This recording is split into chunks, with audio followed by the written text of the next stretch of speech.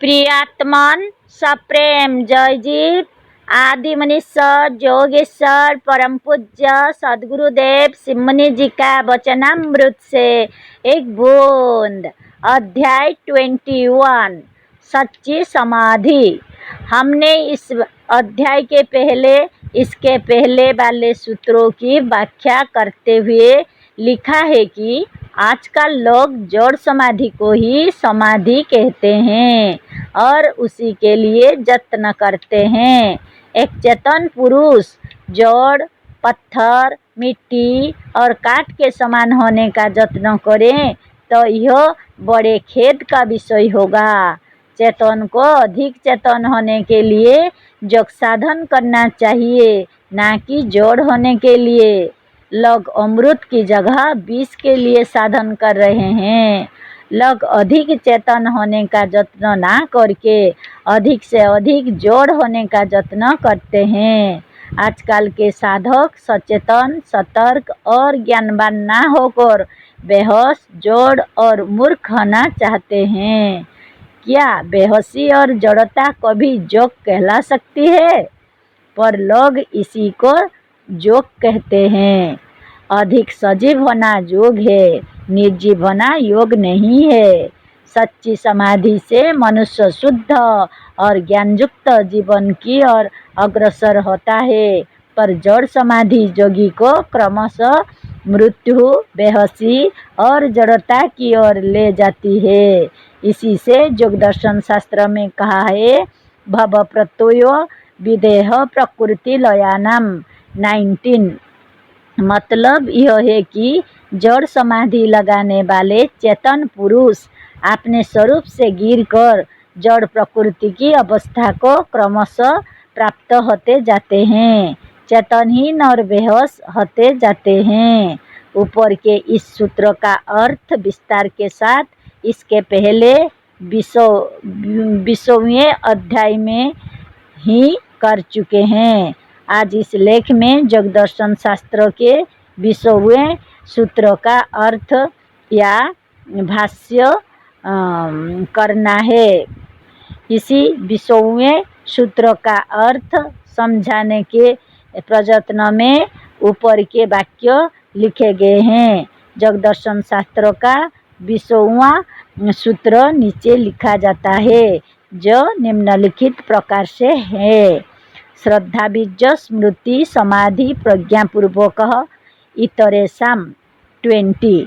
जैसे जड़ समाधि लगाने वाला योगी क्रमश श्रद्धाहीन, बीजहीन, स्मृतिहीन और प्रज्ञाहीन होता चला जाता है, उसी तरह से सच्ची समाधि लगाने वाला योगी क्रमश श्रद्धावान, बीजवान, स्मृतिवान, समाधिवान और प्रज्ञावान होता चला जाता है।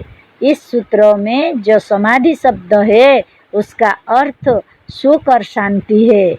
जिसके पास सर्वोत्तम सुख और शांति है उसी को ऊपर समाधिवान कहा है। ऊपर सूत्र में एक शब्द है इतरेशम, इसका अर्थ है दूसरों का।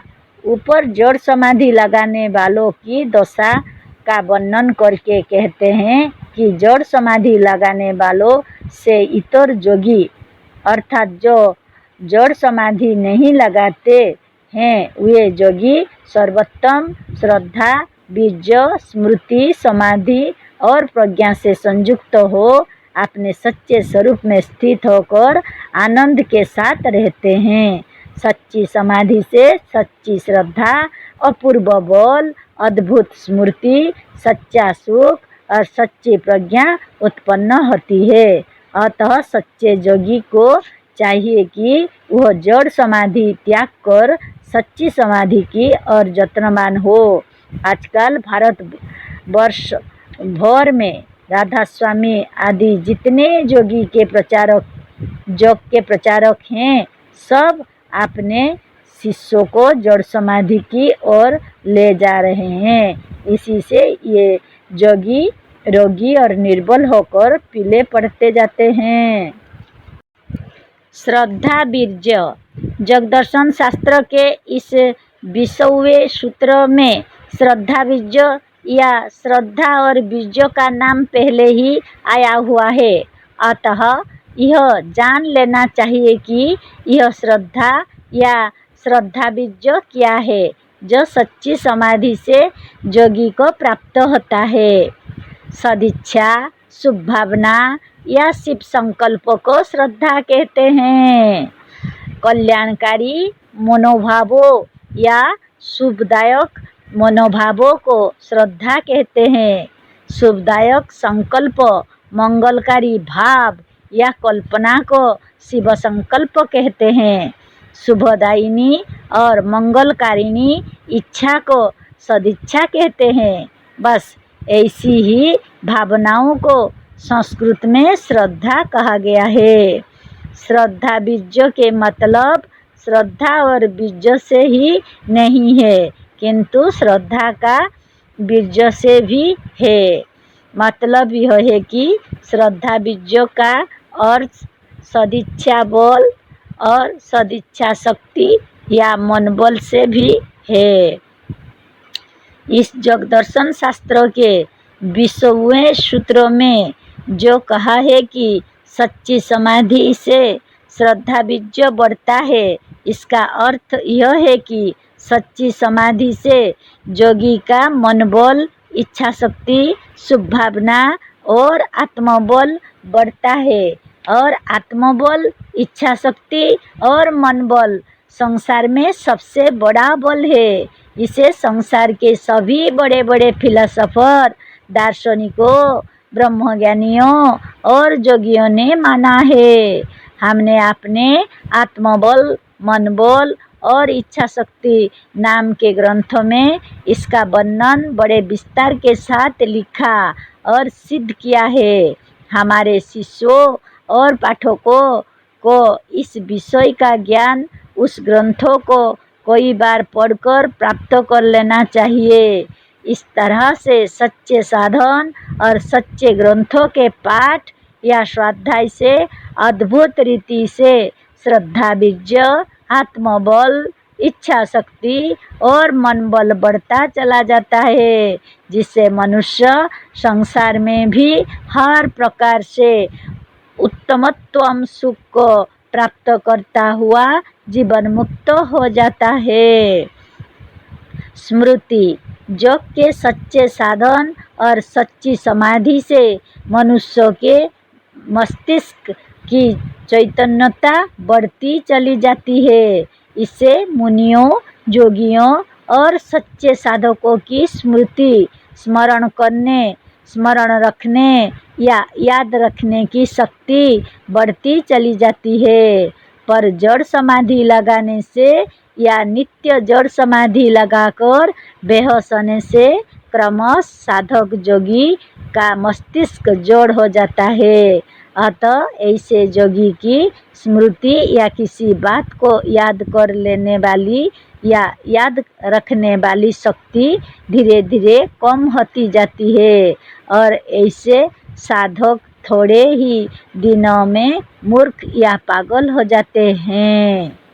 समाधि सुख, सच्ची समाधि लगाने से योगी को सर्वदा अधिक से अधिक समाधि सुख का अनुभव होता है। समाधि सुख से मतलब शांति सुख से है। हर प्रकार के सुख होते हैं, जैसे सुंदर रूप के दर्शन का सुख, अच्छे और अति प्रिय शब्द के श्रवण का सुख, अच्छे भजन का सुख, अच्छे गंध और स्पर्श का सुख। ये सुख इंद्रियजन्य होने से निम्न कोटि के हैं। सर्वोच्च सुख है शांति सुख। इस शांति सुख को किसी रूप में आराम लेने का सुख भी कह सकते हैं। यही शांति सुख सर्वोत्तम और सर्वोच्च सुख है। इसी को चिदानंद या स्वरूपानंद कहते हैं। यह सर्वोच्च सुख साधक के जीवन में सच्ची समाधि द्वारा बढ़ता चला जाता है।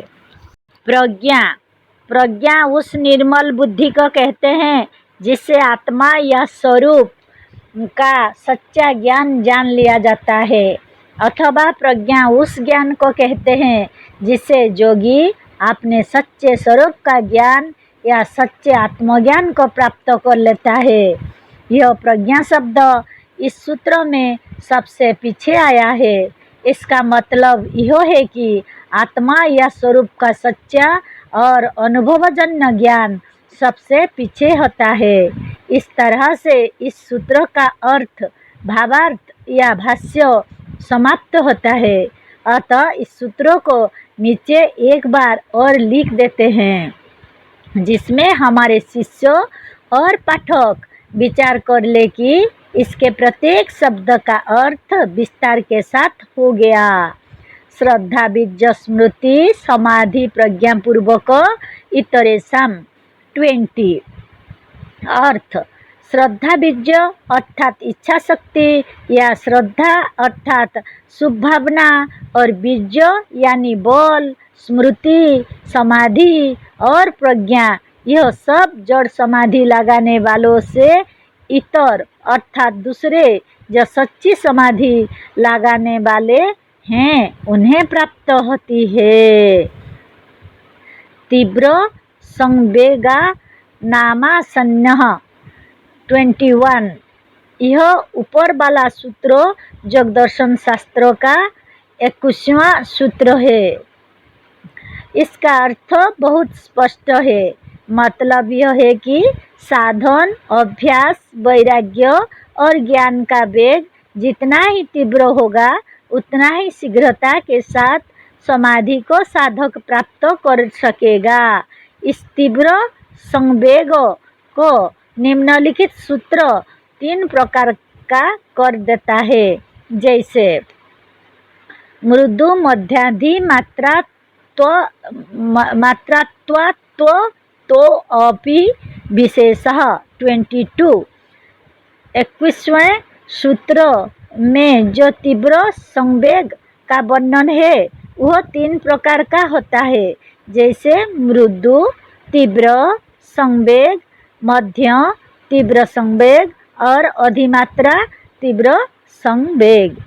ये तीनों उत्तरोत्तर एक से एक अधिक तीव्र, अधिक शीघ्र फल देने वाले होते हैं। अर्थात मृदु तीव्र संवेग से विशेष मध्य तीव्र संवेग है और इससे भी विशेष है अधिमात्रा तीव्र संवेग। 21वें और 22वें ये दोनों सूत्र प्रक्षिप्त मालूम होते हैं।